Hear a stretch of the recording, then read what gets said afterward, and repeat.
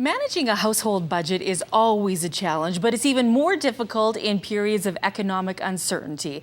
Well, Pat Hampton will be giving tips at Mom Cafe this week. You are a mortgage associate with Get Her Done Girls, yes. right? Yes, Get Her Done Girls Mortgage Intelligence. Okay, so what are some of the top mistakes that we make when we're managing money in the home and preparing all these family budgets? It's a tough thing.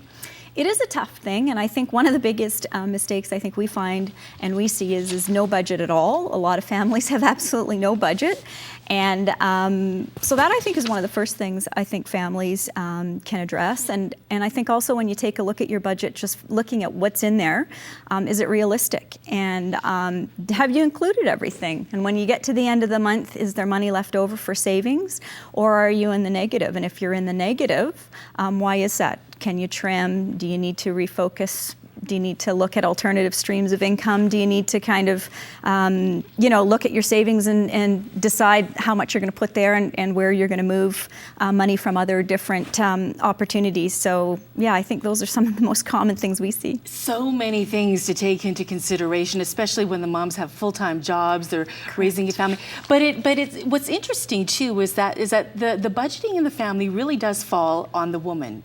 I think so. I absolutely think that's true, and I think in most cases. In most cases, yeah. I think there has been studies that have shown that in 85% of households, women make a lot of the financial decisions, and that's things like wanting to buy new furniture or new appliances, wanting to take vacations, purchase new cars. The kids come along and they want SUVs or minivans, and I think a lot of those decisions are initiated and often sort of pushed along by the woman in the household, and so I think that naturally fits with the moms in most cases. And it does take a family effort, though, which is very important. So how do you get started? Do you start by making priorities, come up with an action plan?